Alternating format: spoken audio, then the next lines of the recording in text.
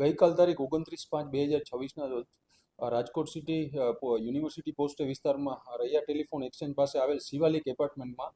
એક મહિલાની હત્યાનો ગંભીર બનાવ બનેલ હતો અને આ હત્યામાં મૃતકના પતિ અલ્તાફભાઈ લાલાણી દ્વારા જ હથોડીના ઘા મારીને તેની હત્યા કરવાનું અને હકીકત સામે આવેલ હતી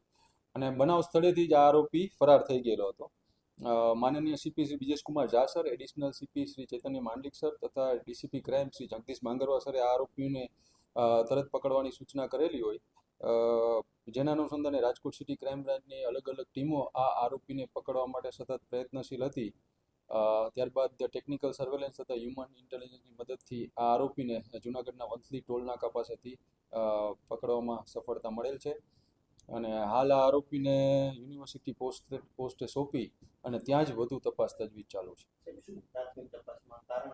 આ આરોપી દ્વારા પ્રાથમિક તપાસમાં એવું જણાવવામાં આવેલ છે કે તેને એવી શંકા હતી કે તેની પત્નીનો કોઈ સાથે એવો સંબંધ છે અને તેમ બંનેના વારંવાર આ બાબતે ઘરકંકાસ અને ઝઘડા થતા હતા અને આ ઝઘડાને લીધે જ તેને આ કૃત્ય કરેલું આવવાનું અને કહેવામાં આવે છે પ્રાથમિક ને આ આરોપીનો છે આરોપી અગાઉ રાજકોટ સિટીના